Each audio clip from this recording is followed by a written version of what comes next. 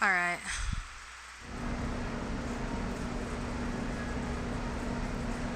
Mute.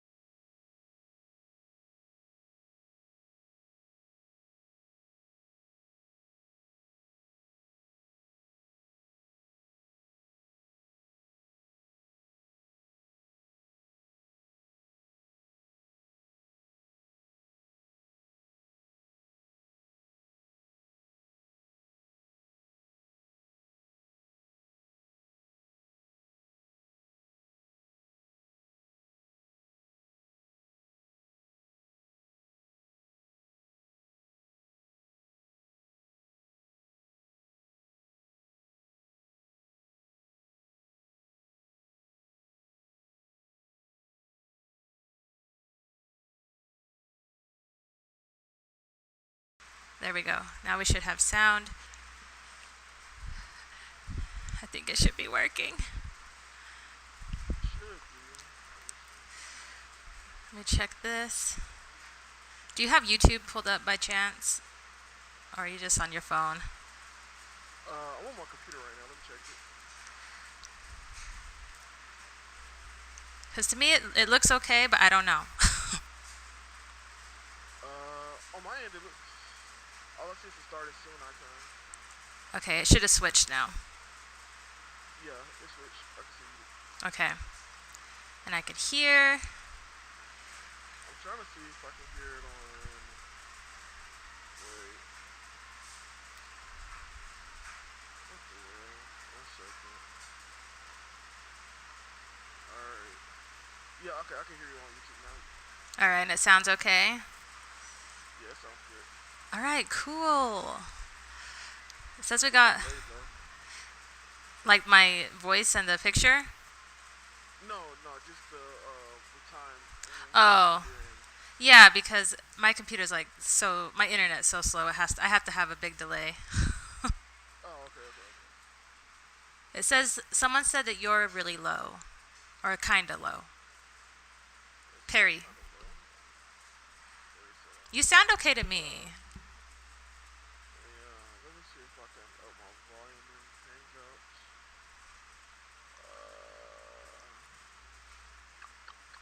Setting up, guys. This is my first time doing Google Hangouts. I usually do StreamYard, and I wanted to try this. So. Yeah, you should just go ahead and go to Zoom. Oh, I've tried Zoom. I can't figure that out. I can't figure that out either. I'm so bad at this stuff. I'm still learning everything. There's not a way for me to up my audio on. I think the only thing I could do is just talk louder. But Do you think? really do that. Can I adjust it in the Hangouts, or is that not possible? I don't know. I haven't used Hangout in a long time. Let me see if it just says general speakers, default headphones. I think this is just all my stuff, and I have it on audio only. I don't know. Yeah, I'm really low. Yeah, I'm really low on YouTube. Do you think I should refresh it? I don't know. I don't know if it'll work. Cause I'm trying to see why is. You know, it may be your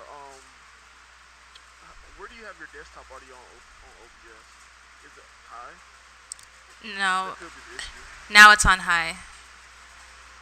Is he better now? We're gonna have to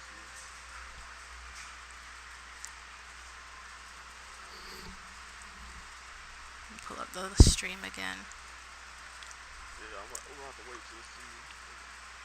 Let us know if Rex is a little louder now. I put the volume clear to max on like my OBS.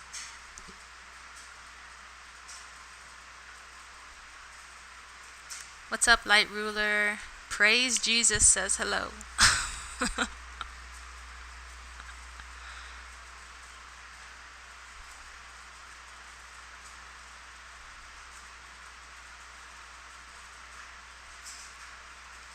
Well, to me you sound good, so I don't know. Like, I don't know what's going on with the stream.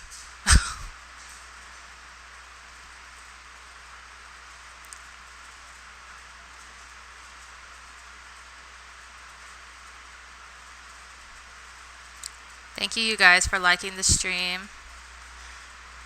We'll get it started here in a second. We're just trying to make sure everything sounds good, and I dropped the link to some people. If they wanted to join, they can hurry and get in here. Okay. Yeah, it's still not like I'm still not like that loud on YouTube. Light Ruler, you should have invited me, Sierra. I'm the My Hero guy. I can still invite you. I don't. What is your Twitter? He's lying. He's not gonna join. Really? Yeah. Oh.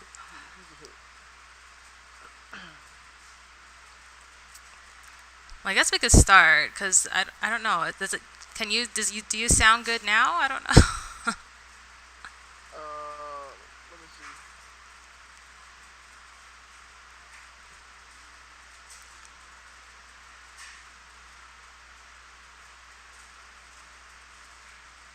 I mean, it's not loud. Like you can hear it, but you really will have to just be paying attention. Yeah. I mean, I can talk louder. I mean, it is what it is. Okay. Well, like to me, you're normals. I don't know. Maybe it's just. Maybe like when it. OBS. Yeah, maybe it's just when it uploads, it'll be better. I don't know. It's weird. I don't know. Well, anyway, so for those who don't know, I just caught up to My Hero probably last week, and I just read the latest chapter, 279, and I wanted to talk about it, just discuss things because a lot has happened. And one thing that I always see people discussing that I never could really chime in on was Deku's character progression. Because some people say, you know, like, it's slow or it's not there or he's really not done a lot. Like, I don't know. Like, that's what I've seen is, like, a lot of negativity towards Deku. And I honestly used to feel that way, too. But now, like, where he's at now, and if you look at it compared to the beginning, he's gone such a long way. Like, and he's only at 45% of his power right now that's controllable. There's still more than 50% to go. And that's a thing, too, like, with the arc that we're in right now. To me, it feels like almost an end-all type of arc. What do you think? Like, it can't be, but it, like, feels that way. So, the way that it's been structured is that this is the arc before the time skip. Okay. And also, like, you probably haven't looked into the sagas, so everything up into, the end, like, Kamino War where All Might lost his powers was, like, the Rise of the Heroes saga. And then everything after that is the Rise of the Villain saga.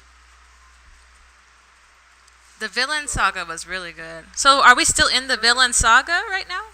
Yeah, yes. Everything up to just from right now has been. So everything after All Might lost his powers has been the Rise of the Villain saga. Okay. This is the whole saga. So this is where the villains come up, take over society. And then I guess after this arc, we'll get the time skip, maybe like 2 or 3 years, and then there'll be like a villain type of society, and then the heroes are gonna have to be on the come up, kind of. Yeah. Yeah, and this is where like all the students, like you haven't been in here for a lot of the My Hero discussions. So pretty much assuming that almost if not all of the heroes are gonna be dead by the end of all the pro heroes. Most of them are gonna be dead.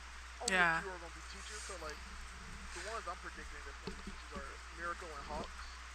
Yeah. Because they're the only two heroes that were taken out of commission in this battle. Yeah. Everyone else, I'm pretty much like they're dead unless said otherwise. And Mirko and Hawks, they're like on the brink. Like they got pushed to the brink of death, basically.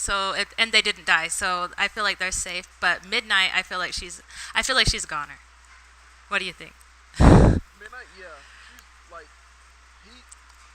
I think she's dead, and I hope we get like this huge like just like memorial thing. Yeah. For all the heroes that died, because like even like when Shigaraki first woke up, they even said it like a lot of heroes died when he first woke up. So. Oh damn. It's gonna be a lot of people that's dead after this, and it's gonna be mostly the students after this, which I'm really excited for because. That's crazy. Like a big complaint in My Hero is like the side characters don't get developed, which is like kind of crazy to me because one, the series isn't as long as other series, and two, like Horikoshi is doing so much other stuff that it's just not time to like flesh out some of the other students in Class 1A. Yeah. So like after this, it's gonna be no more adults, so now you can just focus hard on the students. So all these characters that people were saying aren't getting developed is gonna get developed now. That's what I think at least. What do you think about Mr. Aizawa? Like he hasn't blinked, I feel, in hours. So, like, what's gonna happen to him? Do you think he's gonna die? Because right now, I feel like he's the only one that's holding back. He's the only one that's right now stopping Shigaraki from destroying everybody with his. He just can't blink. Do you think he's gonna survive this? I feel like he has to. It would be like nice for the students if he lived, but I think that the students need to lose all hope. Like of being able to be helped out in the future. And I think Aizawa has been there from the very beginning, and then like Shigaraki and Aizawa, this is not their first fight. Yeah. So like Aizawa technically won the war last time, and I think Shigaraki needs to win this time. So. Oh, that's gonna be so sad. Like, I'm gonna cry if he dies. I can see it happening, but I don't want it to because right now, like, he's the one that's like really stopping him right now by taking away his quirk, by erasing it basically. So, oh man, it's gonna be crazy. I got some questions I want to ask you. Oh, go ahead. So, you started back reading like. The anime ended after during the Endeavor arc, the Pro Hero arc, and the MVA happened, which was the villain arc. How do you feel about Shigaraki as a villain now? Like just overall, like how do you feel about him? So before we got to hold on, they're saying you sound like an abuse victim. I'm trying to figure this out. I know, do I maybe have to refresh it? I don't. Maybe go out of the stream and then come back in and just see what happens, really fast.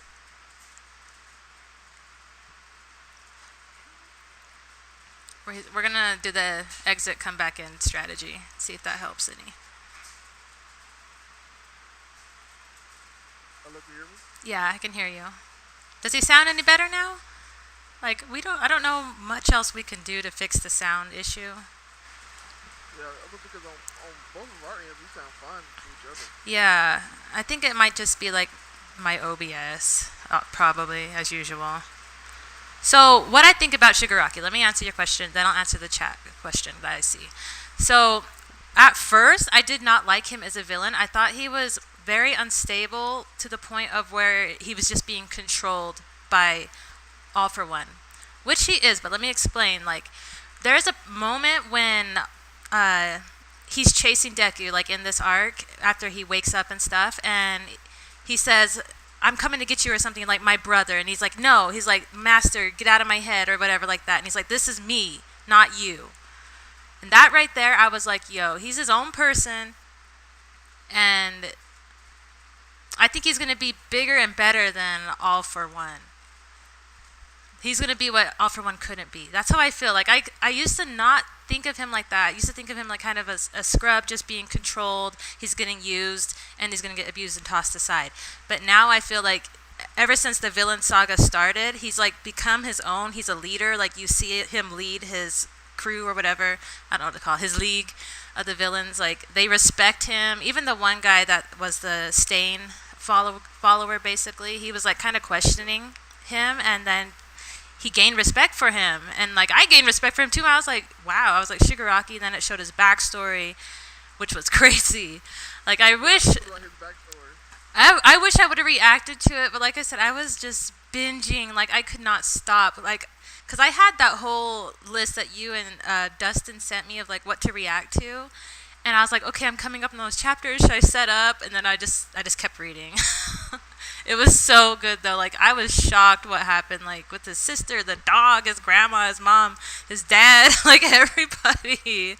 It was insane. I wasn't expecting that. It was crazy though. Yeah, when it happened, like week to week, like when that chapter dropped, it was probably one of the biggest chapters in the community. I could see that. Like everyone knew what happened, but we didn't know how like detailed and gruesome horror. And he kept the hands of the family. Those are the family's hands on his body. Like how explained that? I was like, that's fucking sick. Dude, like I was like, this is some great stuff right here. That was like, crazy. The sickest scene to me is like when we saw him as a little kid with the hands on his body. So it's like, cause the hands are too big, so it's like covering his. It's body. nasty, yeah. Oh. I was like, yo, this is amazing. Like. And then his dad's hand on his face. Like it's just crazy. Like, and basically that's what like holds him back is that, not memory, like the memory kind of him doing that. I don't know. It was explained better. I suck at explaining, but like, it was good. Like that was a really good. It's like hotter than hell right now. Sorry. Ugh. But yeah, let me answer. Lit says, Sierra, what do you think of the world? How do you think the world will react if they found out One for All can be passed down? I don't think they will. I think only a select few people will know. I think it'd kind of lessen the value, not the value of it, but I don't know. I feel like that would kind of ruin One for All if everybody knew about it. Like I can see like the handful of people that know about it now. Maybe Endeavor will find out. Or does he already know? No, he doesn't. He doesn't know. No, he just knows it's like All Might's quirk. Well, he doesn't know it's All Might. He just knows the name of it now because Shigaraki said it, but he has no idea who it belongs to. Like that it was passed down, basically. He doesn't know. Yeah, he doesn't know anything about it. He just knows the name of it. I really hope Endeavor doesn't die too. Like I don't think he will. He's gone. No. He's like if like, no. If no one else dies here, Endeavor is definitely the main person that's dying. Right. Okay. So let's pick them high. Oh, hi Scarlett. Hi. Welcome.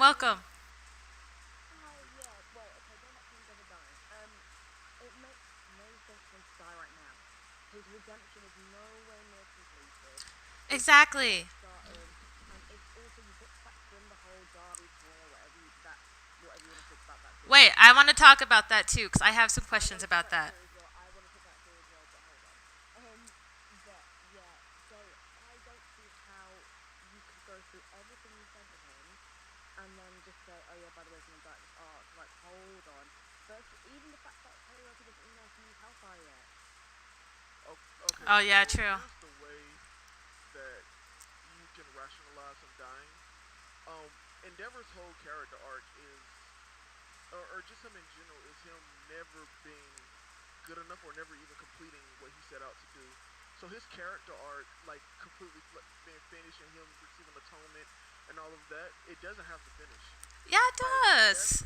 No. I feel like it does.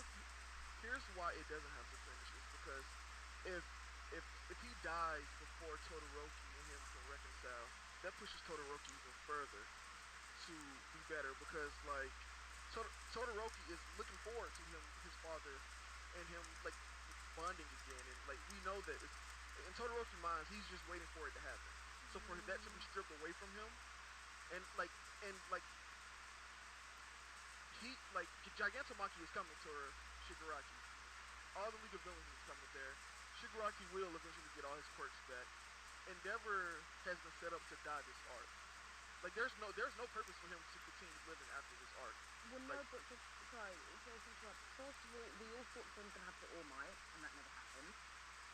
Secondly, the whole thing about Todoroki and his father, Todoroki's entire personality right now, or entire arc, is his father. His father has completely overshadowed him.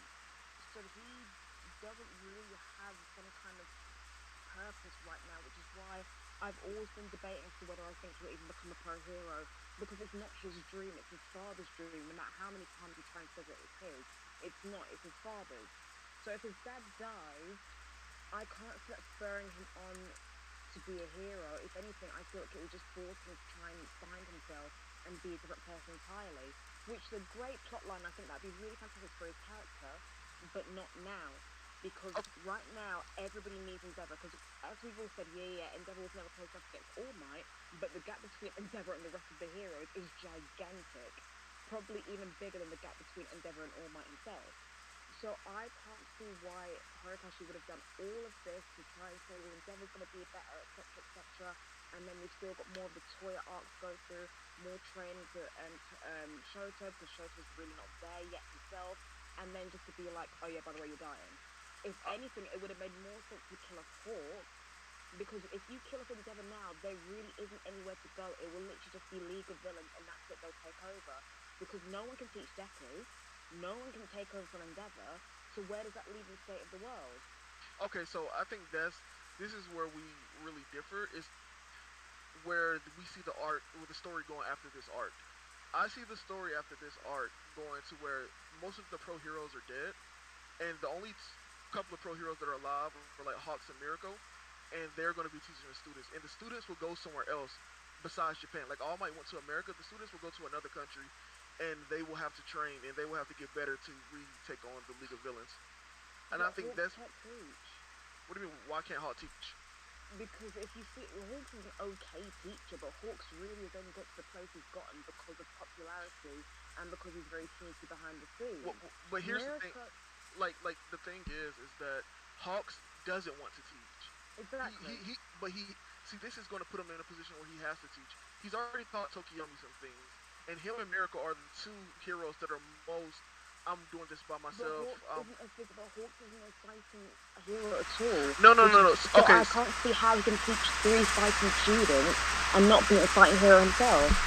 Okay, so the thing is that Aizawa isn't like the most physically strong fighter either, but he teaches the kids like how to use quirks, the basics and and do we stuff. see how Aizawa handled himself during League of the United whatever it's called. USJ. That's it. Yeah, USJ. The way he handled himself, he knew what he was doing. But we saw Hawks handle himself in the with the high end in the hood. He saved. Well, he saved 70 people from a big.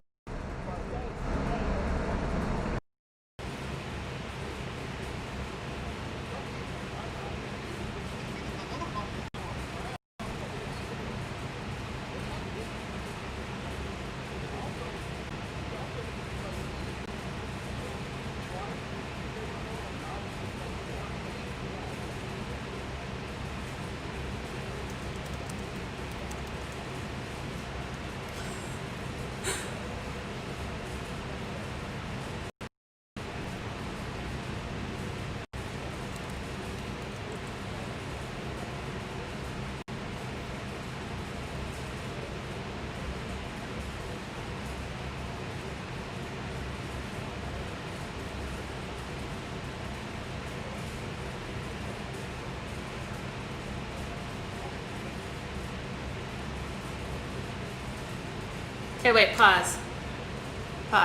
Okay, so I fixed the sound while you guys are talking, I think. So that's good. But I want to move on because you guys keep bringing up Dabi. So I just want to put this out there so we could talk about this. So in Endeavor's little atonement chapters arc, we find out he had this secret son. Well, to me, it was a secret. I don't know if I missed it earlier on, but he has this secret son.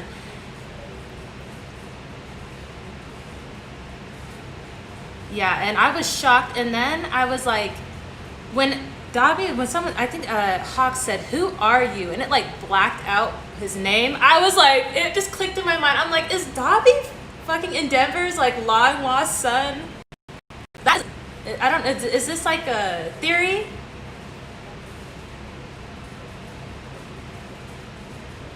That's crazy.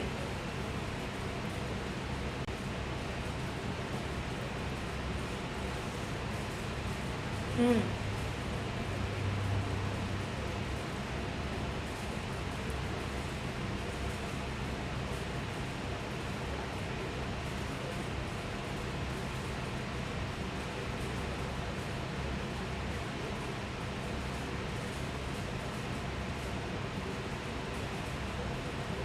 Yeah.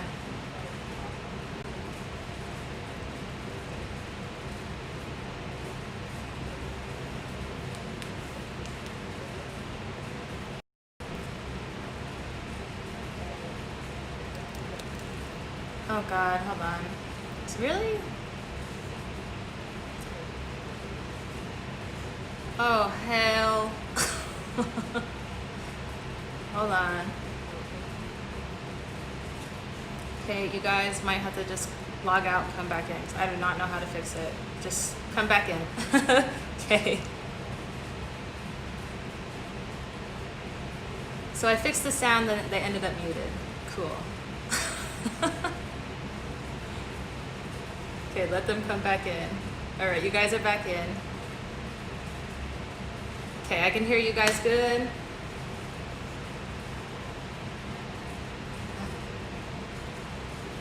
Yeah. Yeah, but that Dabi thing, like, it didn't click in my mind until Hawks was fighting him, and he's like, "Who are you?" And then it just like blacked out his name. I'm like, wait, why? Like, why? And then and then like right after that, it showed Endeavor, and I was just, it's a crazy thought.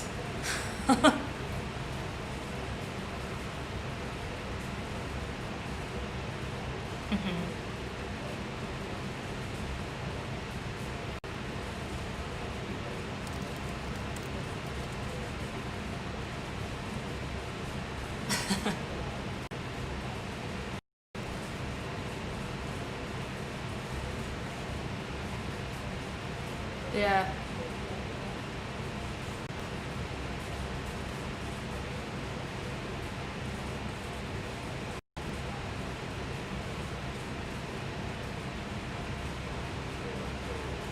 Hold on. You guys talk. I'm just gonna keep trying to fix this. I messed up something.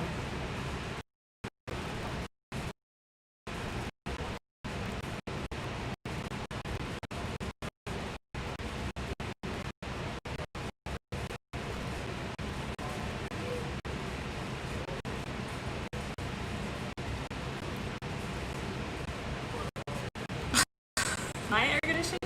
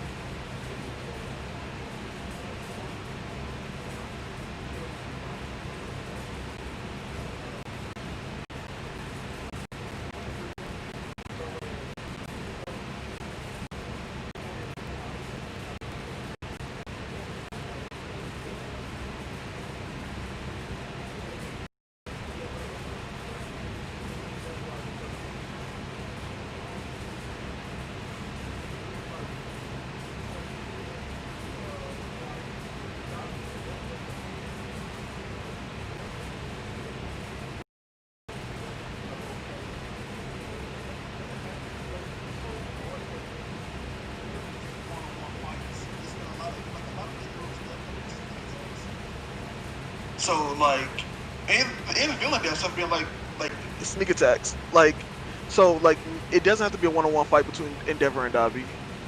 Um, it could always be Shigaraki injured him or Giganto injured him. He could barely move, and then that's where, if Dabi is hurt, that's where Dabi gives his speech. I just don't get what the purpose is. This is why I get so frustrated with Dabi, because I'm like, what is your purpose? Hang on, You're guys. not that I can't strong. hear you. You're not that great. Or you're literally being carried by the thing with Dabi is that he is one, he's mysterious. Two, his plan is basically Stain's plan, but in a more warped version. Whereas Stain felt as though he could try to change heroes, and that All Might was the only hero. Dabi thinks there is societies to get rid of all of them. I mean, So that's again, the difference. Yeah, and Darby could have been a very, very interesting character for me, but I just feel like he's so on to the wayside and doesn't really give me anything at all equal. Oh, I agree. I don't like Dabi at all. He's one of my least favorite League of Villains members. A lot of people like him. I don't particularly care for him. And again, I agree. The thing that's carrying him is a cool character design and this theory that is not even confirmed to be true. 100%. It's the fan theory and the design that's all carrying him. So I don't personally invest any time in him. I really can't bear him at times because I just want this theory over and done with. It's been dragged out for way too long. We need confirmation now, and the bubble, it should have made me hype. It didn't make me hype, just made me frustrated. But okay, can we just get it over and done with and talk about what's going on here? Honestly, I don't think this theory has been going on for too long. I think that the fans created this theory super early on. Like the first time I remember it coming out was during the camp arc. Yeah, because I remember it. Yeah, because I read about the theory when season 3, the end of season 3 was on, and I was watching it at the time it was airing. Because I didn't read.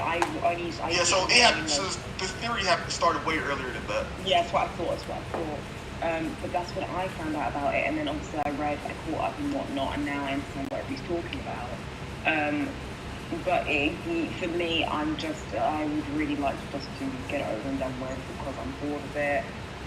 But on a complete sidetrack, I don't know if Sierra's there or not, but what do you think about the traitor? We were talking about this in one of our other discussions. It could be Mina. I think it's the principal. No. So, all right. So I could see it being the principal too, or the Sierra? cop. Say that again, sorry? I said, or the cop. Oh, the cop. Yeah, the cop makes sense. Yeah, He's sketchy. He's been sketchy to me since the beginning. The only reason why the cop can't be the traitor is because he wouldn't have had the information on the count. Oh. That's the only thing that takes him out of being a traitor. Is that I still think it's the most logical person it could have been is the principal, and the principal. What I think it is that the principal is a sleeper agent, and he has no idea what he's doing. And we know that Uchi, the doctor, was experimenting on animals and stuff, and he's been alone. He's been alive a long time, so he could have implanted the principal. And we know that the doctor has been getting quirks from UA for a minute. Yeah, because we don't know how old the principal is, do we? So it's been like a bit of a kind of gag, if anything. Yeah. They just said that he's really, really old. You don't know the actual episode. Yeah, but if it's I think we was discussing when this happened, if it's Mina, and you think, and this only came up recently in this research, and it would be it looks like she's about to put the set it up in Gigantomachia, but she actually puts it in Mount Lee, and that would be a huge twist. That would be crazy. That would be really crazy. That would literally be. Oh my gosh! First of all, I feel sorry for Kaminari? Not Kirishima. Kirishima. Yeah, Kirishima. No, it's Kaminari. No, it's Kirishima. These K's guys. Kaminari's Electricity dude, Kirishima. yeah. He's come a long way too. I really respect him now. I used to think he was worthless, but he's done really good in this arc. Kaminari. Oh, no, he has, and I love him. Yeah. I feel so sorry for him because Mina and obviously Rockbrothers moments was such big inspirations for him, and that would be heartbreaking. Yeah, and we were thinking about how Gigantomachia was the catalyst for both of them really becoming heroes. And if that happened, then that would be insane. And in the chapter, we saw Toga look behind students, she noticed something. She was like staring So at, they'll- like either trying to figure something out, or like you said, like she noticed something, or maybe she was looking at Mina. Like now that you say, I'm here saying like, what's she gonna do, or like, what I'm trying to say. I'm listening to you guys mainly because you guys know more about it than me. I'm barely caught up, so I'm trying to get into I gotta get into this discussions more and figure out what the whole community of My Hero is talking about. So you guys just go right ahead. The community is just arguing about amongst itself most of the time. So yeah, all defending ourselves from the rest of any Twitter. It's a very, very 24/7 job. I'm not gonna lie. So now that you're caught up, what are your thoughts about the overall series? Where does it compare to your other manga you've read, stuff like that? Like, how do you feel about it? So I feel like I've enjoyed. So right now, the only manga I really read is One Piece, but I've read others like in the past, and I feel like My Hero, I definitely put it above Naruto. Naruto I mainly read because it was like nostalgic for me, and then plus I was so invested in the series I couldn't not just continue on reading it, But I really fell off liking Naruto back in the day. Like it ended like 6 years ago or something, but like I do definitely put My Hero above that series. Bleach had its moments for me. I really love Bleach, and that holds a special place in my heart. So I don't know if I'd put it above Bleach. Of course, not above One Piece, because that's just my series. Like nothing will ever beat One Piece for me personally. But it's definitely like the top that I'm reading it right now. I don't know how to explain it. I don't want to compare it to One Piece because I feel like they're really different, honestly. They're completely different. Yeah. It's when like everyone's comparing it to Attack on Titan, because that was like when I first got into it, when it was Attack on Titan versus MHA. I see that. And they're two completely different series. Attack on Titan for me, I like Attack on Titan, but I think I like My Hero more just because I don't know why. Attack on Titan, I really wasn't into it like everybody else was. Attack on Titan for me, shonen wise, and this even beats Hunter x One Piece. It is my all-time favorite shonen. And Holy shit! I can't even explain when the amount of twists and turns that happen in that story. It has good twists. I felt reading it. It's literally phenomenal. And the most recent chapter, oh my gosh, the panels, oh my gosh, I was in bliss. I've never felt that way before at all. Hunter x Hunter, obviously, it's got such a deep place in my heart. I love Piece. I'll never not love it. One Piece, so happy I got into it and I love it. And My Hero Academia, it's always going to be a constant love for me. But I think with My Hero Academia, it's something where you really love it or you don't. There's not really much of an in-between, because for people who don't like it, I feel like they went into it just not wanting to like it. Yeah, They were never really going to give it a chance to begin with, so I kind of feel like if you went into it not like it, then you should have just never really bothered, because you were never going to like it. I personally didn't like the first season. I actually dropped it after the first season, but a lot of my friends were like, no, watch the second season. I did, and I fell in love, and I've loved it ever since that day. But I think if you're going to watch it, you can't listen to the hype, you can't listen to all the fan base is weird and all of that. You have to just watch it and just make your own opinion from there, because I think a lot of people who give it hate have never given it a fair chance, are not really looking at it the same way we look at it, and are just doing it to fit in with the crowd. And I know that's said a lot of times a popular series, but I genuinely do feel that people who hate on MHA and Attack on Titan are really just doing it for the sake of it, and they've not really watched past a few episodes or the first season. Yeah, I see that. I see I think the fandom sometimes can ruin a series for you if you're listening to them too much, especially on Twitter almost. Like, you can get, like, I really wanted to watch Black Clover, but I hear so much bad stuff about it. Like, it's really hard for me to start watching it. I still want to watch it because I don't like listening to fandoms, but... Okay. Watch it. Okay, so here's how I feel. She's telling you watch it. Here's how I feel. I know. Black Clover it's fine. It's average. It does nothing special. It does nothing out of the ordinary. Yeah. But if you're looking for a good, fun series just to enjoy, and here's the most important thing: if you don't expect anything out of Black Clover, you will enjoy it immensely. But if you expect anything more than what's presented, then you will find a lot of issues and faults with Black Clover. 100%, because I watched it without. All I remember when it first came out that people loved it and they started hating it. I was like, whatever. Then I just watched it for whatever reason, and I really, really did enjoy it. Now, could I name about 1,000 flaws with it? 100%. But is it enjoyable? Yes.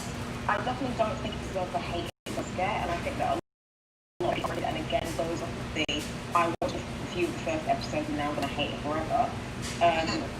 But I think it's enjoyable. It definitely is enjoyable. I think it is good, and that's all I can really say about it. It's not a masterpiece by any stretch of the imagination, but it's not fairy tale level bad in my opinion. It's not Fenton level in my opinion. That's all I'd say.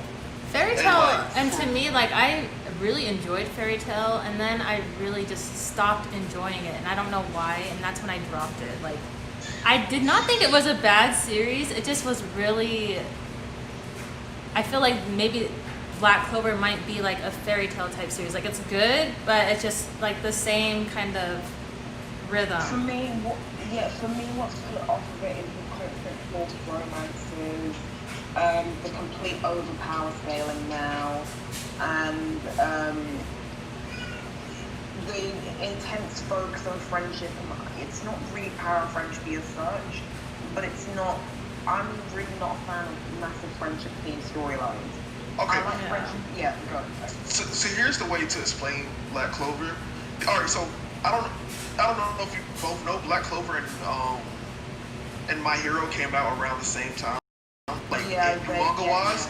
Oh, really? And they both drew a lot of Naruto in the beginning. So where My Hero decided to literally subvert a lot of expectations with a lot of things and like branch off. Black Clover decided to double down, and the way I describe Black Clover is the most shonen out there. Like the good, the bad, like everything that makes shonen what it is what Black Clover is. And the more you enjoy, like if you absolutely love shonen stuff, like you really love Black Clover. But if you find a lot of issues and faults with a lot of shonen, then you're going to absolutely either hate Black Clover or just call it like average. See, and I don't mind that. So, like, I think I'll start it just like on my own one day. I'm finishing up JoJo's right now. Like, I'm almost done with Stardust Crusaders. Series is terrible. The Stardust Crusaders has been so hard to get through. Don't listen to him. Sierra, don't listen to him. Listen to me. It's phenomenal. Yes, I'm so proud of you. Yes, continue on that train. I'm riding through. I'm finishing JoJo's. Finish JoJo. Even if you don't finish with anything, do it for JoJo. That's all you need to do it for. That's it. Do it for him. And if you watch Black Clover, do it for Yami. That's the only person you really focus on, actually, to be honest. If we're keeping it real. Oh, man. Okay, but now I have another thing that I just want to mention. It's not really a topic, but that Twice and Toga relationship, like not even a love relationship, but just like the relationship of the villains, like how tight-knit they became and how... Yeah, it was sweet. And how Twice he was like, fuck you to the heroes. He like, because Hawks was like, you know what, I like you. You can be... Just go to jail, do your time, you can be a good guy and go back to society. And he was like, no, what has society done for me? I already have my squad, you know? Like, and I really liked Twice. It was so sad when he died. It took me a long time to like that chapter. Like, I was really upset when It was Twice sad. died. Because he was one of my, he was in my top 5 favorite characters in My Hero. I see. And like, and the thing about Twice's death is that nobody was asking for it. Nobody expected it to happen. Everyone had predicted Twice making it to the end of the series and maybe dying there. Like nobody like just thought Twice was gonna die. So when he died, it came as a shock to like everyone. And I was like, whoa, what is going on? I was like, obviously this is a joke. He's gonna come back some way. This is one of the first times I really wish for like an ass pool like resurrection or something. Cause like there was just so much you could have did with Twice, and I was really sad when he died. Like I was like, damn, my guy. He went out like a G though. Like he did so good, and I was rooting for him. But I love Hawks too, so I was like, I don't want Hawks to die. You know? So I was like, oh man. Unpopular opinion, but I really don't feel any connection to the villains in My Hero Academia. Whoa. Really? I know. I What? just can't. I just don't. It's not that I them. There's not anything for me where I'm like, it's not like when it's the Phantom Troop or when it's the villains in One Piece or when it's anything like that. It's more just the. I get the you know what the issue is. You know what the real issue is that. I love them too much. No, that too. Also, with the Phantom Troop, the Akatsuki, like just a lot of villain groups, they're already prepackaged and done.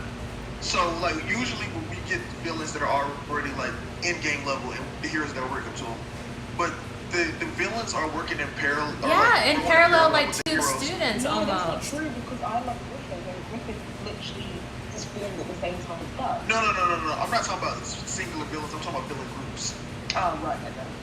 Yeah, singular villains that happens. Like the Akatsuki, they were powerful as hell. The Phantom Troop, they're powerful as hell already. Like, but the League of Villains, they're still like growing, and we saw them grow. And I think that's how I got my connection with them, and that's why I started liking Shigaraki and stuff more For because. me, Phantom Troop was it was the family aspects for me.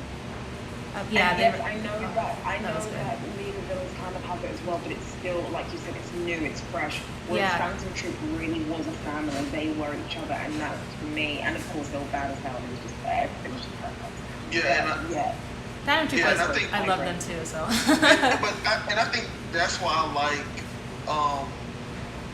the League of Villains more than I do the Phantom Troop is because even though the Phantom Troop, I love the Phantom Troop, and before I say this, Hunter x Hunter is my favorite shonen of all time. The reason I like the League of Villains more is because we are getting what the Phantom Troop had to go through in the beginning. We're getting the early stages of the Phantom Troop, and I think that by the end game, the League of Villains will be airtight like the Phantom Troop, and they'll have these ideologies, they'll have these convictions, like determination and all of that. And I think this is why I really love My Hero is because the villains are growing with the heroes, and we get to see progression on a level of villains that we don't usually get or ever get. And like the way I look at it is that I think Shigaraki is going to be one of the best villains in shonen history by the end of it. I think the best way to describe My Hero would be that it's a pretty cool story. Yes. It does, yeah. It's almost like you're watching the early days. I would agree. So like the very beginning, like it's just the beginning, because Deku started at nothing, no quirk, nothing. Precisely. So I feel like a lot of people are expecting too much too soon. So when it's like, oh, the Deku's pride in Deku's development and what, I'm like, listen, they're still kids, they're still in high school. They barely know anything, they're babies. So you are expecting a whole lot from someone, you're expecting like a level of hero from like a 20-year-old, 25, 26-year-old, which you're getting out of 50-year-old kids. And it's not going to happen. It's like more real, honestly. Like development. We're going to kill or train for babies, like literal babies. People who've been in assassin since they were a kid. So it's completely different. You can't compare the two. And also, they're actually like real humans. So. Yeah, exactly. Yeah, and that's another thing people forget all the time. My Hero Academia is not just this hyped up human universe. It literally is just Japan, but with superpowers. That's all it is. Nothing else changes. You've not got random 12-year-olds walking the earth and then got the ability to kill people left, right, and center, or giant 15-foot giants and all this. It's not like that. You need to literally think of Japan, but when people get sent ice with their hands, that's all you need to think about. So scale it back. Remember that the some part of reality is the most realistic of all. Yeah. And that's why I think I quite like it as well. And that's why I love Deku as the main character. He's relatable, he's realistic, and he's just normal. If there ever was a term for a normal person in that situation. And he's developing like a norm. He doesn't have like a special ability. He's just developing at his own rate that his body will let him. He's a 15-year-old kid. He's a 15-year-old kid. Oh, he cries a lot. He's been bullied since he was a baby. He's gonna cry. Someone did the math, and Deku's only cried like 17 or 24 times. He's just emotional. Like he doesn't like cry. He just like tears up when he's happy. Like who doesn't do that? Like sometimes. And the last time he actually like teared up or even cried was the joint. No, not was the joint training arc when the black whip came out and he was in pain. But that's the last time But that's the last time he shared a tear of any kind. So He like, kind of like, teared up when his mom was talking to him. She's like, I don't have to worry about you no more, and he was like, Mate, that was cute though. Cried, I cried. It's as simple as that. When Deku cried, I cried. I did too. It's so cute. Oh my word, it was embarrassing. I was just there because I was so proud of him. But yeah, my attachment to Deku is a bit too strong. But anyway. Hot take, he's my favorite shonen MC. See, so. That's taste. It is. Like I love Luffy. Well, let me rephrase that. I loved Luffy, like pre-time skip, and like I was like, and I have no problem with the main character being like this, from like overly like loud and like ambitious person. Like that's cool. Like I love that. Like I love Naruto for that. I love Luffy for that. I love Yusuke for that. Gun for that. But the issue that I had with like Luffy is that he didn't change enough for my liking post time skip. Okay, so this is the thing. I'll actually agree with you here, and this is something that's very, very, very controversial. Luffy is arguably my least favorite character in One Piece. Oh my god! Thank you! He's my least favorite Straw Hat. Oh my god! Somebody that agrees with me. Oh my god! Damn! I love Luffy. I can see him. I can see why people don't like him because he has not changed whatsoever. You know, really dirty wise, but like. There's a lot, because at the end of the day, when you're dealing with, like, I loved the Hunter x Hunter layer as where you got like Kurapika broke up for a bit, or Killua broke up for a bit, or Leori broke up for a bit. I liked that because I love Gold, but I also got to just see him for a bit, and then we stepped away for a bit. I love that kind of layout because it gives you a bit of a breather. You don't get that with One Piece. So for 900 or so freaking chapters, you get Luffy and his allowed ass self doing dumb shit all over again. And the thing is, what annoys about Luffy is the fact that if he wasn't strong, he would have died ages ago and would have probably killed a lot of people in the process. And he could have died a lot of times, actually. With either, Eren was always so reckless, people killed, and it always drive me insane. It's only now that obviously he's developed, and I like him for that. And that's when we got look at the change. If anything, Luffy just kind of got more rude after the time skip. To the point where even I was like, oh, that's a bit cheeky, but. And I've never felt any kind of gel towards him. I just know. And it got to a point where after Cat versus Luffy, I was like, no, this is too much fun doing this anymore. And I just didn't want to see him. And I just want to see Shanks. And then Shanks left again for another decade. My ultimate issue with Luffy is that, like, Luffy could have stayed the exact same in like most situations, the loud guy, lovable guy. But when he's in a serious situation, the only thing I wanted of Luffy was for him to get extremely serious and to follow plans. Because, like, you literally lost your brother because a plan wasn't followed. Mm-hmm. And you lost your crew that you thought you lost them because of, like, being reckless. Too reckless. Yeah. Because, like, of recklessness and stuff. So, my issue is that when you come back post-time skip, you can have fun, you can be the stuff that we love, but in these situations, I need you to get 110% serious. Yeah, like, use the loss to grow, almost. And it's like he almost has him use that loss of his brother. The feeling of when he thought he lost his crew to, like, grow more. And Punk Hazard was where I like kind of like started like falling back with Luffy when Zoro had to tell him this is no longer a game. You were supposed to know that after the 2 years. That was already happened. So that was my issue with like Luffy. And like as a main character, I was just like, okay, well, cool. He's just never going to change. And then like even what's currently happening in Wano, when they were supposed to sneak in, and he just like said, F the plan. And then went after Kaido, and then got him one shot, and he does stuff like this all the time. You know what? Yeah, that made me so mad. Over it. And because he's always protected by plot armor, he never faces any real repercussions for it. So I'm just like, oh, I don't care anymore. Do what you want. Kid is the Luffy if Luffy didn't have plot armor, and basically. And that's why I love Kid so much. I just feel I like the new generation of entity.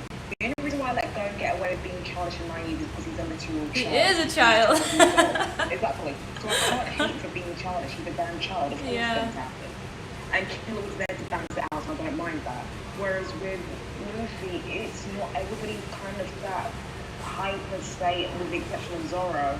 And I love Zoro now post time skip. I've always liked him, but I hate Zoro post time skip. Really? I love Zoro no matter what. I actually like him. I hate Sanji. post times. Sanji the goat. Sanji the goat. Free post. I hate him. Sanji's the goat. I used to love Sanji, but now I'm like, I don't know It about was him. Fishman Island to me. That was the end of it. That was the end of Fishman Island. Across the ocean. I was so angry. I literally was like, Chop, please let him bleed out. Please let him bleed out. I'll be very happy. Let him bleed out. Who's your favorite Straw Hat? I'm just curious. Oh, Frankie? What about you, Sierra? I think Zoro probably. I know it's like a cliche answer, but he is. Yeah, but Usopp's my favorite. So I like Usopp too. I like Usopp. I just don't like how he's been underdeveloped. Oh my god, dude! So Usopp was one of the most developed characters in the series pre-time skip, and like it's like he kind of regressed back. He did. He completely did, because at the end of the day, for me, the peak for him was Luffy versus Usopp. I loved him in Water 7. That was so I good, thought that was some great, fantastic writing and great characterization. Even Thriller Bark when he overcome. Yeah, that was awesome. We just grew and grew and grew from there. That's what I was really happy to see. And then all of a sudden in Dressrosa, he was just all of a sudden just a comedic character again. I thought, Yeah. God, Well, you're even better than this. even when Return to Savity, when they all came back, he looked like he was reliable. Like Yeah. I was like, okay, let's go, Usopp. You got some muscles, and then Dressrosa. It was like, And I'm okay with Usopp being like real. Like I always say, Usopp is us if we got on the crew.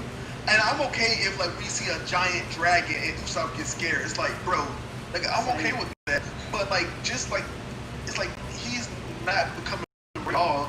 And then when I like hockey, I was happy. But after that, it's just like Usopp's been thrown to the side. Like people give Kishimoto hell for like it becoming the Naruto and Sasuke show, like post time skip. But it's literally just a Luffy show post time skip. It Now, is, 110%. Yeah. It is, because even when Dressrosa, there is no reasonable justification as to why Luffy beat Duffy.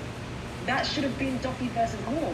That was that whole arc should have been Law's arc, because it was a personal fight. and now Law's kind of like a part of the Straw Hat Precisely. side And I people, don't and I don't like that. Yeah, no, I don't like that either. I feel like Dressrosa really was the only two people I want to see defeat Doflamingo was Luffy and Kiros, because it was personal. Whatever beef Luffy wants to make up in his head about him and Duffy, that's his prerogative. But at the end of the day, Law had that kind of pain and suffering for 13 years.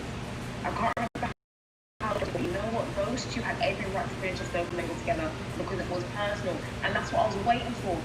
And then Luffy comes along, and I'm just like, oh, forget it. This just ruined the whole arc.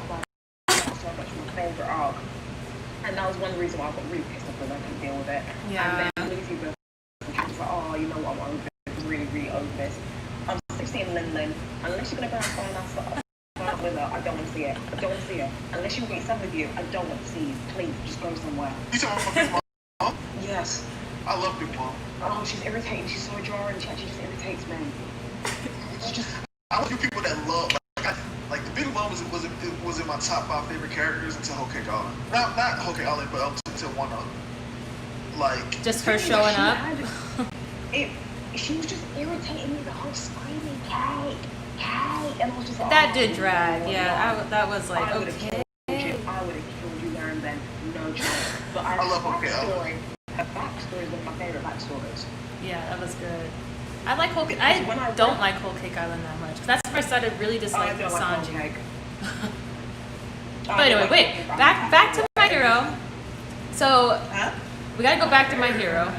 We got sidetracked on the One Piece. We got So I wanted to talk about Endeavor, and because I know people talk about, there's two sides. I feel there's two people that really like Endeavor, who see his growth, and then there's other people who say like he's an abuser. Why do you like an abuser?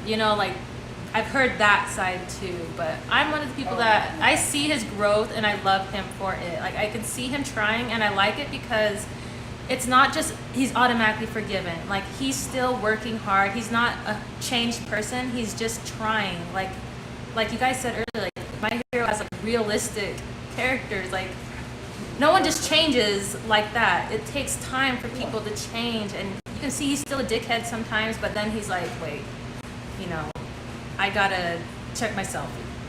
And that's why I love Endeavor and Endeavor.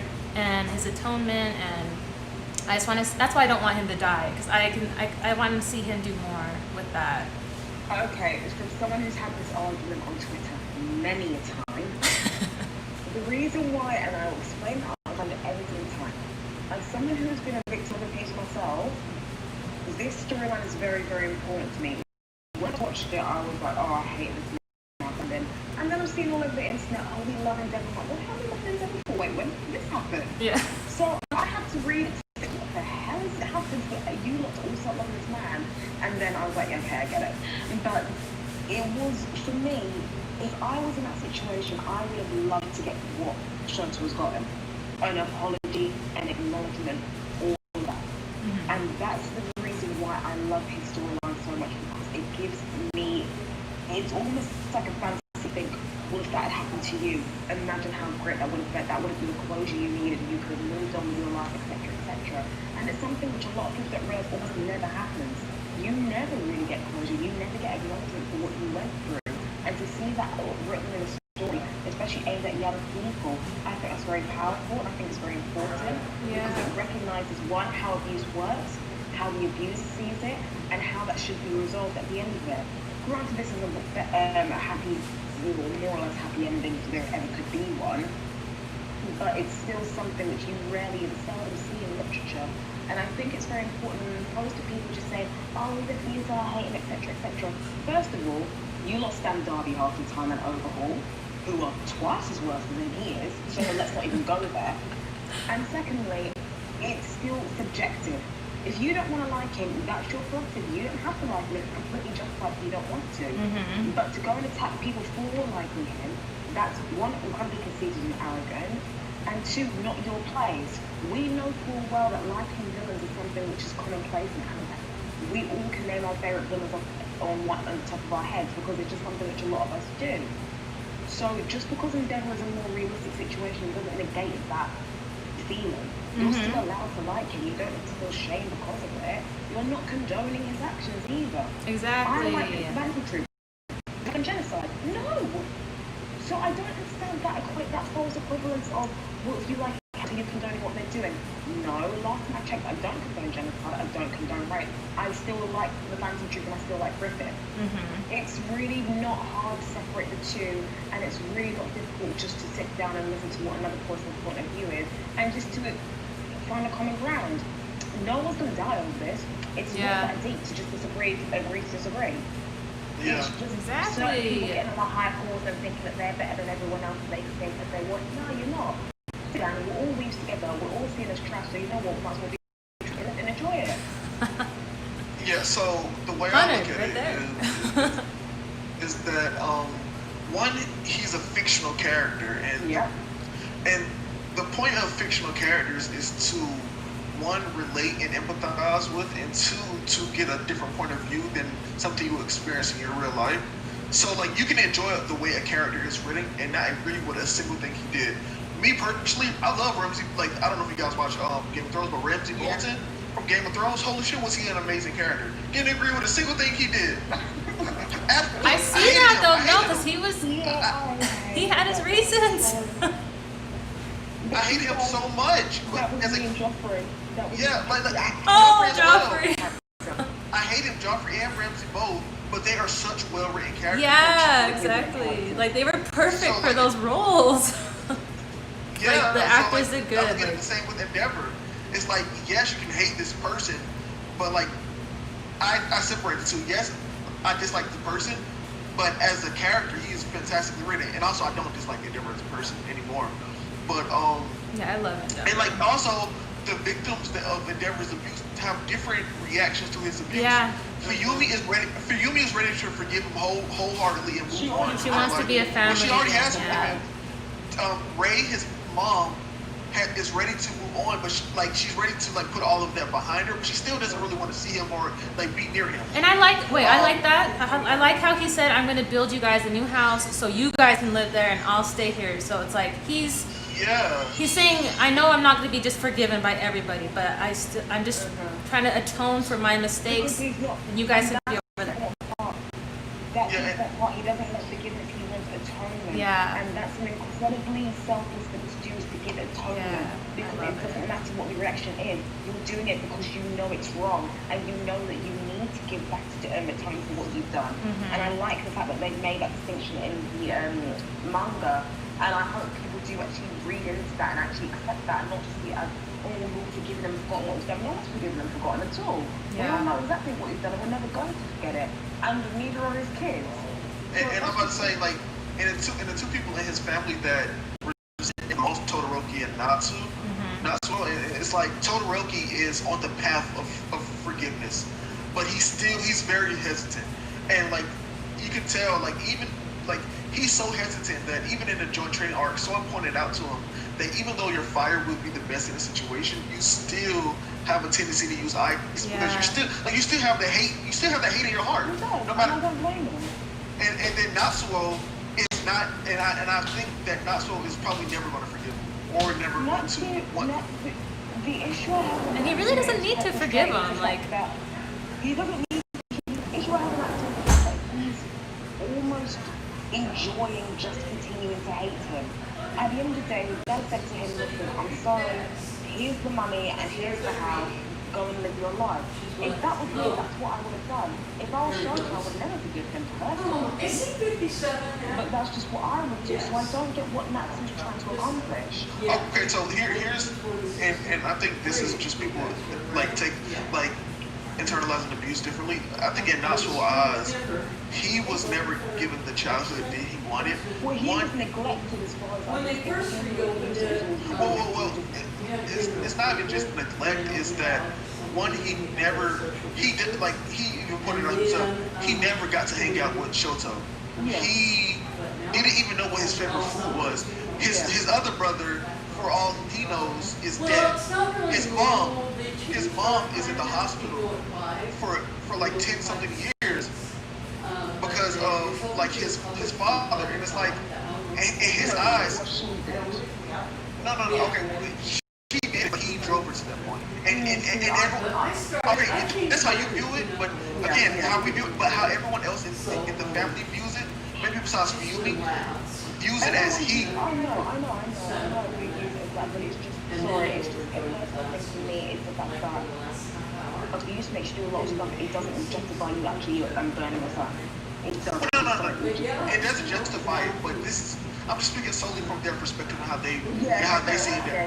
Yeah. So like in his eyes, he drove his mother to burn his brother, and then not only that, after all of that, he continued to just not talk to them, not to have a conversation. He never got that. In his mind, it's like, how can you guys even begin to forgive him? In his mind, it's like we shouldn't even be having this conversation. We shouldn't even try to like let him and even have his atonement because he doesn't deserve it. Which I understand if you're 15 years old, but I didn't say you're 18. But again, that's just how people internalize things. Everyone can take my things differently, but at that age it would be a case of, listen, you lot do what you want to do, I'm going to do what I want to do. I still see my mum, I go to university, I've got no issues, I've got no need to be in this man's presence. But here's the thing, he never goes to Endeavor and like just like himself. He only does it to please his sister. Yeah. That's the only reason because he loves his family, so he'll do anything for his siblings and his mother.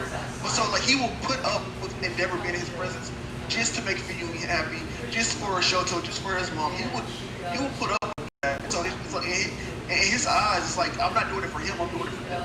Oh no, I know, and it's just very difficult for me to rationalize this because in my head it's really as simple as like every person does what they want to do.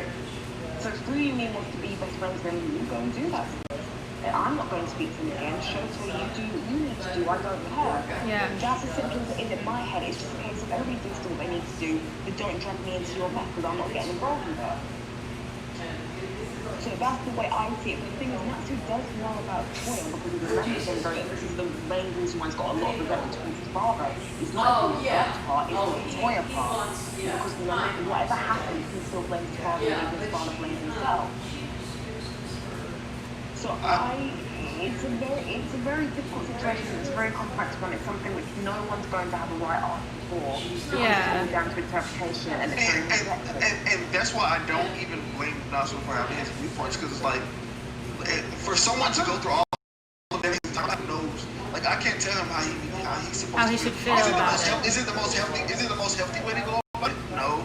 But like, everyone deals with things differently, and like, Yeah. if he doesn't, and also the thing is that if he doesn't feel comfortable being around Endeavor, like, and also like something that we brought up in one of our previous discussions is that Natsuo is very, very sensitive to heat, like extremely sensitive to heat. Like, even like when Endeavor saved, like, hugged him after what's the dude name? Ending. Yeah, like, Natsuo didn't push Endeavor away because like he was disgusted by Endeavor. He pushed him away and he pointed it out because of how hot it is. So like, even from like, so like, we also speculated, like, someone, her name is Seiya, she brought it up. The reason why Endeavor and Natsuo just never are compatible was because even probably when Endeavor held Natsuo probably cried because of his sensitivity to how hot Endeavor is as a person. So like, they're just very incompatible as people. So it's like, No, I've got no issue with him not wanting to accept because I don't blame this. What I personally would have done. It's just the constant back and forth and back and forth, and I'm just like, I want something. My point is I want another storyline from Todoroki which isn't. This is the main issue that I don't like Shoto, because I see definitely always being my dad. Right, we get it. You're going through trauma, you've gone through a very hard time, and you're going through a very personal conflict with your health. That's absolutely fine. But you, as a side character, deserve to have more to your personality than just I hate my dad. well, And this is my biggest frustration with him, because everything since his dad has come into it has been about his father. well, I think that, me personally, the way I look at it is that like the Todoroki family, that's just going to be like, they're super side characters, so that's just going to be their whole arc. Yeah, they will. Yeah. And for Shoto personally, I think, again, like, where you view where the series is going is really dependent on how you're going to view this.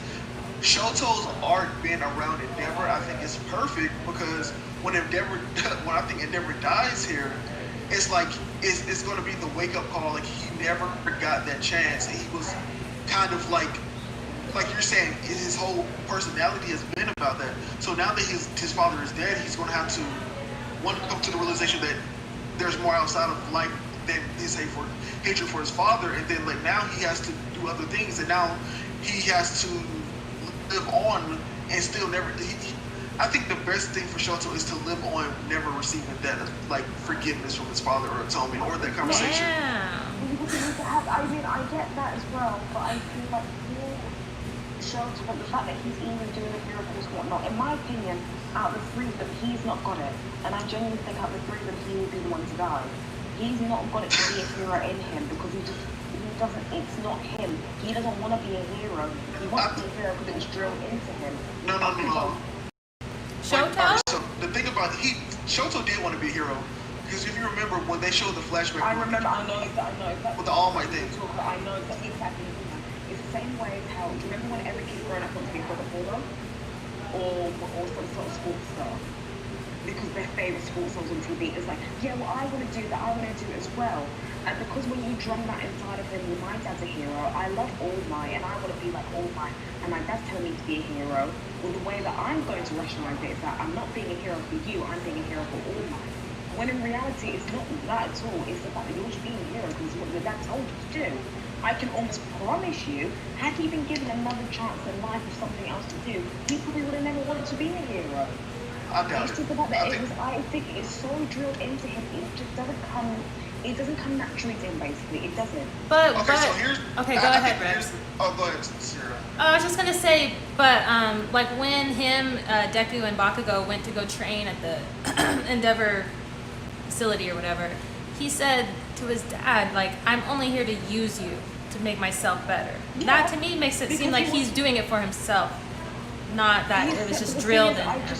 It doesn't feel that, it just feels like well, I'm doing this because I want to be a hero, because I want to be a hero. Now, he says it several times during the fight with Deku, I want to be a hero, I want this for me.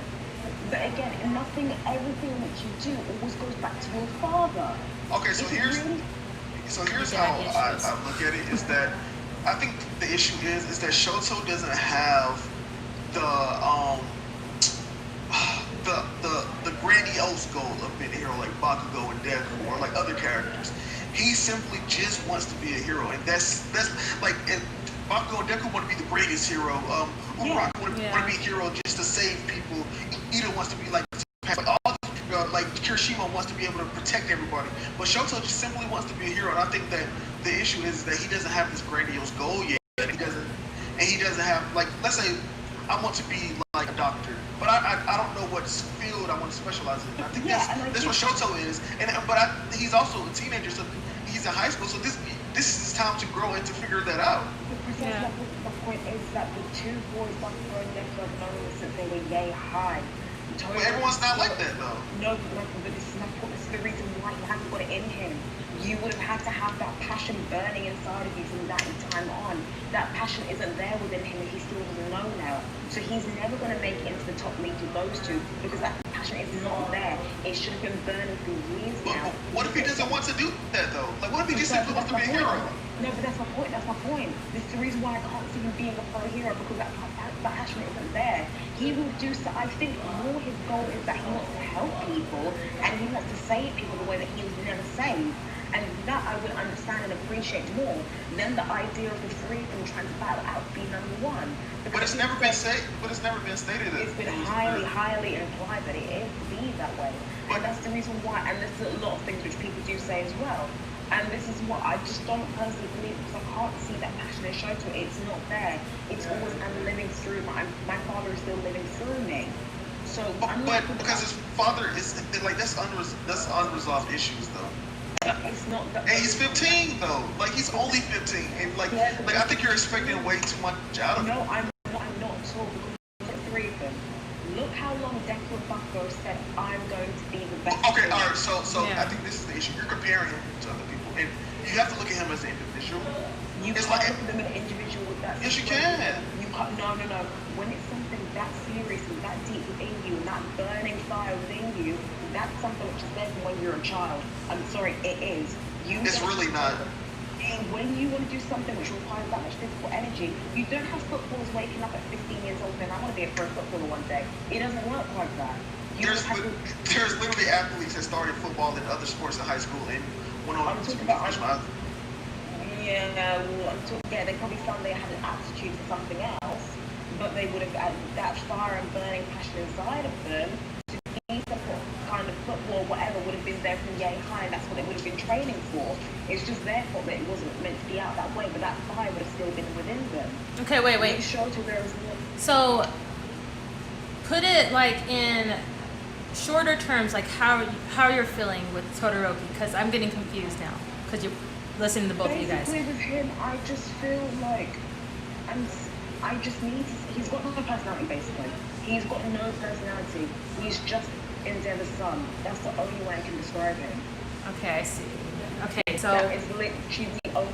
I wish that, unlike with Bakugo, even with Deku, at one point Deku was literally just mini All Might. That's all he wanted to be. But he's grown into his own. He's growing and coming more into his own, as we're seeing a very strong distinction between the two. Bakugo's always been his own person. He's always been nuts, yeah. Yeah, and even when you do draw parallels between him and Endeavor, the comparisons are really quite limited to the fact that they're both rivals for the top hero. Mm-hmm. With Shoto, he's literally just his father's son. That's all he is. And I think Shoto's trying to get out of that, though. I think he's trying to be his own. But the thing is, he was trying, and then all of a sudden he just reverted straight back and then started being his father's son all over again. Okay, so. Yeah, go ahead, Rex. Name your side. Here's how. All right, so, and I think we do have to remove Bakugo and Deku from the equation because Bakugo and Deku are very different people and also have very different backgrounds to Shoto. Where Bakugo and Deku are from nothing basically, and they have this grandiose goal because they were inspired by somebody. Whereas Shoto came from something. His father's the number 2 hero, and it was always kind of expected of him to be a hero. yeah, like you can have something expected of you and still want to do it, but maybe not to the extent that everyone else wants you to do it. And like you say, he has no personality. Perks, we know perks are like based on personality and stuff. It was stated in the My Villain Academia. So Shoto's personality is actually split between the cold and the hot. So like you see, like normally he's chill and cool and calm and collected, but in a high tech situation and stuff dealing with his father he's hot, brash, and all this other stuff. And I think Angry. he's trying to figure out himself, and he's learning about that. He's learning about that. Like I said, I do appreciate he's going through personal conflict within himself. He's a teenage boy. I do get that, but you can't not compare him to other characters because at this point he's so underdeveloped and he's such a big character. And okay, so I'm getting bored. You remember how you said how Deku was like mini All Might, and he had a progression out of him? You have to give Shoto the same time to. Deku progressed faster than Shoto because Deku is the main character. So and Bakugo progressed because he's like the rival to Deku. Shoto is lower on the pecking order, so you have to give him time. The Horikoshi is not going to waste his character. We've given him time. We're literally how many years into the story? We have given him. But he's not the main character though. Doesn't matter. I've given him time. Kirishima got better development than Shoto did. But alright, so here's the issue. The issue is that you want development outside of his family situation. I want him to talk about something which is not his father. That's just all I want. All I want is an arc. But that's not going to happen till Endeavor dies. It doesn't need to be at all because at the end of the day, All Might didn't die. And look what happened there. So this so specifically with Shoto, like this is where you can't compare him. Specifically because Shoto was abused, and specifically because he holds on so much. He literally has a physical reminder of what happened with his family. I know, and I do appreciate that. But my point, and I do get the fact that the reason why he is the way he is because he's traumatized and whatnot, and I do get that. But from an entertainment standpoint, I'm bored. I need him to talk about something which is not his father. That's all I need. So Whirly Squirrely says, I think the regression is from Todoroki is now using his fire and getting his fire quirk on par with his ice. So like it's not because when we saw he had joint training and he was passed out from each book, we had no idea how to use that thing. We know that it's not even remotely comparable to his father, to his ice powers. Well, yeah, that's because because for most of his life he's been using his ice, and he literally the only time he's ever used his fire spot is to melt the ice, and that's only he doesn't actually let the flames out. No, he said that he didn't use his right side or whatever in battle. I can't remember which side it is. So like he's been training his ice side for like 5+ years, and he's only been training his fire side for like 3 months. But now it's like 6 months. So like you have to give him time to catch up. Like, and I can't believe I'm doing this. Shoto is one of my least favorite characters, but I'm defending him right here because I think that there has to be time with Shoto because he, like Deku said, during the what was it, fucking sports festival, Shoto's backstory is the backstory of a main character. But the issue is he's not getting main character amount of time for it to progress as fast or progress like the way you want it to. But it's going to happen. It's just that he's not getting it. And that's all well and good, but you can't deny the fact that it still gets boring after a period of time. So I'm not disagreeing with you, but that's intentional. But that's intentional though. But this is the point I don't like about Horikoshi's writing sometimes because he drags things out. For example, the Dabi thing. This should have been cleared up ages ago now. It's for way too long. This is where I disagree. Horikoshi is very purposeful, and he only reveals things when it's absolutely needed for the plot of the story. He writes like Oda in the sense of a lot of what he actually writes should be binged. No, I disagree with that completely. 100%. Like My Hero is one of the best. Week to week, My Hero is the best shonen week to week. I have to see. I've only barely started reading it week to week, so I can't compare it because I've only read One Piece week to week. I never read anything week to week, and nothing has ever held my attention. And My Hero Academia has never held my attention to read it on week to week. Whereas when I've left it for months on end and then read it binge, I've enjoyed it far more than the first 2 to 3 weeks where I have read it weekly. The same as One Piece. One Piece is not a series to be made to watch weekly. It's a series made to binge on. And I don't think My Hero is much different in that aspect. Also, like for me personally, I've been reading My Hero since chapter 17. And trust me, I have dropped multiple times because of what's going on. I've dropped other series because of what's going on. My Hero to me is the best series to read week to week because every chapter you get something that's fulfilling, but it still leaves questions that leaves you wanting more. And then when you binge it, you get the whole picture, or whatever. But like week to week, it's like constant stuff that you're getting that you don't get in a lot of other series. And I think that like reading My Hero week to week, just like it does something, and it leaves you wanting more. Like I've never, like this arc in particular, I've never been so mad finishing a chapter. Like I just want next week to be here already. So I can't imagine reading this arc like from the beginning of it, because like how I binged it, it was insane. It was crazy reading every chapter, like like a continuous, because so much was going on. It was awesome to read. See, yeah, I think it's just a subjective thing of how you prefer to read, because I just cannot read things weekly. I get bored and I won't read, and I'll just forget to read it. So My Hero Academia is just no exception to that, unfortunately. It doesn't have the same impact it does when it's read, when I binge read, for example. Attack on Titan being a classic example of that. I could read Attack on Titan monthly, but reading it in a binge session is, oh my gosh, what happens next, etc., etc. And I think that's the closest I felt to what you're explaining you feel My Hero. Also, I think it helps, like, as much as people hate, like, communities, I think it helps, like, actually being in discussions and things. Yeah. Okay, so because now that I'm in, like, the group chat with the girls and whatnot, I do have to start reading certain things weekly, such as One Piece, and obviously, if I'd known earlier, I would have kept caught up on My Hero as well. Oh, where are you at? I don't want to spoil I'm only, like, no, you can spoil me, it's fine. I'm only, like, 2 weeks, something like that behind. Oh, you're not that far then. You could, no, I'm not that far behind at all. Yeah. I binged it the other day, but no, I can things like that. And this is another reason why I don't like weeklies as well, because when Twice died, I had already found out on social media, and I was like, okay. Oh, I would have been so mad if I got spoiled on that.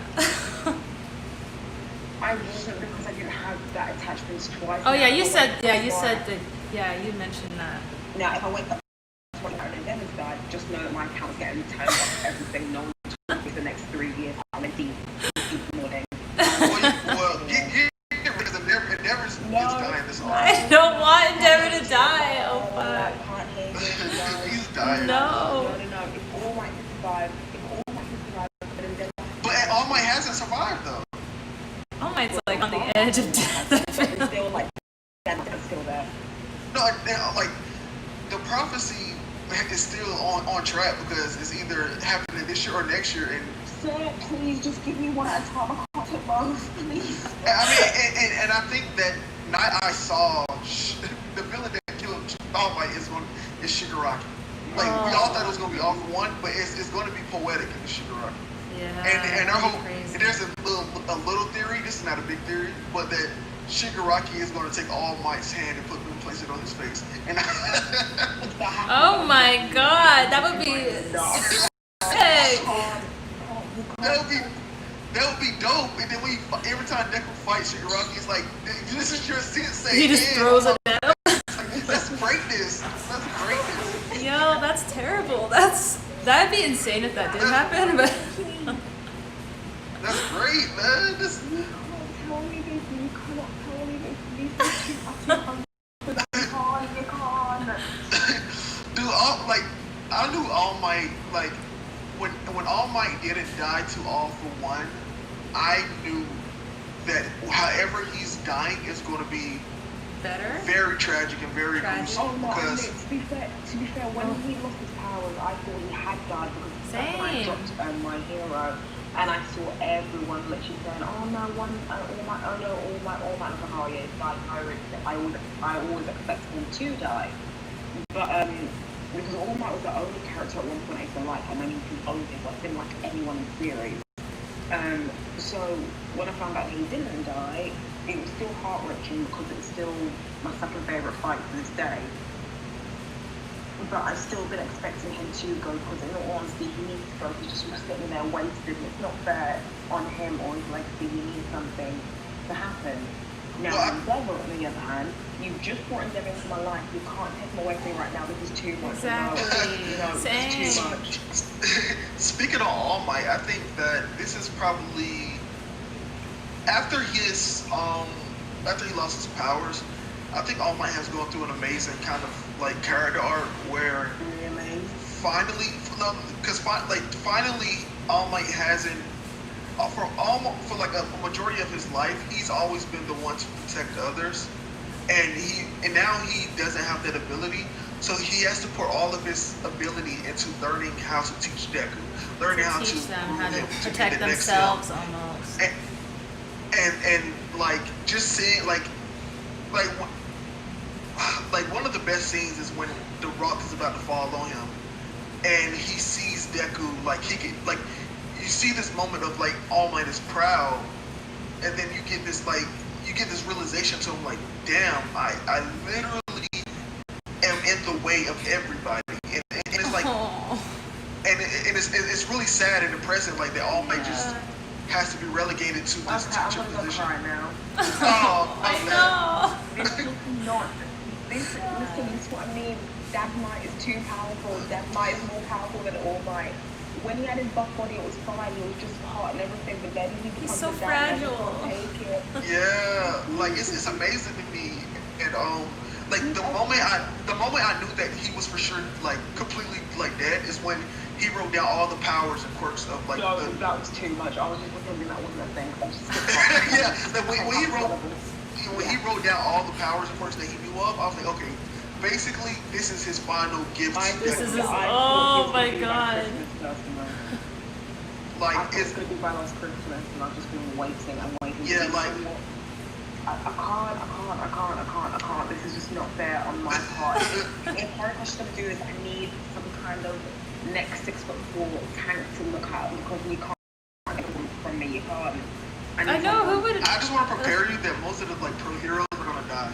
Like I don't care about most of the heroes. I just care about Endeavor and All Might. Oh no, they're heroes too. That's what I'm saying. Most of them are dying. Like, if we all pretend, if we all believe, it will happen. It works like that. The power of manifestation. It's great. Power of manifestation. You know, like what's so amazing about Horikoshi is that this arc has been one of those arcs that I don't think I've ever experienced where I literally don't know who will live and who will die. Yeah. It's a phenomenal arc. It's a phenomenal arc. And there's nothing to fault it on. And like crazy. When someone says a hero has died, like off screen, it's at the point where it's like I can't even deny that it's possible that they're dead. It's like that's what like midnight. I was like, did she die? I was like, she just kind of passed on her will to Momo, and that was it. I was like, oh shit. And then like Wash and Crust and like Wash is like someone that we like didn't really get a huge panel of, but like when the decay was happening, we saw Wash getting people away with bubbles. He got Aizawa, the one that got Aizawa away. He like pushed him and he died just like that. I forget what hero that was though. Aizawa died from throwing hands. Yeah, Aizawa was 100% out of here. He's 100% out of here. Like when he said when Deku and them said it's our turn to save you this time, I was like, oh, they're 100% no. Like it's like come on. Oh, that's what I want to be when it's just Hawks at the end of it. I'm just gonna go hard. I told Sierra at the beginning of this, the two heroes that I see surviving this are Hawks and Miracle, because they are the only two that got out of like they were removed because they were injured. Yeah. Everyone else has been dying, so like because they got removed because they were injured, they're 100%. They're safe. They're not gonna be fight. Yeah, they're safe. They're not gonna be fighters anymore. Hawks' wings and stuff are basically cauterized, so I doubt they're gonna grow back. Miracle is gonna have prosthetics, and I think their role is simply going to be Aizawa's role in teaching the students. They're not gonna be able to do anything themselves, but they will tell them how to like control their quirks. Hawks was with that government program, so he has extreme mastery of his quirks, some of the best in the series. So he's gonna help them, and he doesn't want to be a teacher. So everyone's gonna be thrust in I a think situation. I think Mirko would be a really good teacher for like the girls of the class because she just went so ham against those freaking no move. Like it was insane. Actually, That would be true if girls actually got development in My Hero Academia. they do get development. Okay, we're not gonna, you're not gonna slam the girls. No, we can't go there. Do you guys have any final like questions? I have to end the stream soon. Okay, cool. My little baby's awake, so. Hey, little baby. So any Alright. final questions or anything? Then we'll end it. I've had a good time, thank you. Yeah, thank you guys for coming. Yeah. It's been really Great good stream. discussion. Yeah, It we're was fun. definitely gonna do more of these type of My Hero streams. So I told My you. Hero slash One Piece slash. yeah, a little sidetracks I in told there. you. Every Sunday we have a discussion. Like if you ever want to jump in, I'm pretty sure everyone would be happy to have you in. Yeah, I went and followed that account. I followed him, so if I got time, I have to work Sundays too. So it's like I have to see if Oh, I'm, okay. if Well, I'm then able. probably never then. I will try though. But yeah, and I want to thank everybody in the chat too for stopping by for the stream. We had a little issue with the sound at the beginning, but I think it was just mainly because I had those headphones in. I don't know what I was doing, but it got fixed. But yeah, let me just. Uh-oh, I think I can't hear you guys. You guys still there? I'm here. Okay. Sorry. Just a second. But yeah, thank you guys for coming. There's going to be tons more My Hero streams. And then this Saturday, we're doing the Amazon Lily stream. So make sure to come, stop by, spread that around. That's going to be really fun too. We'll be talking One Piece, of course. So yeah, I'll see you guys in the next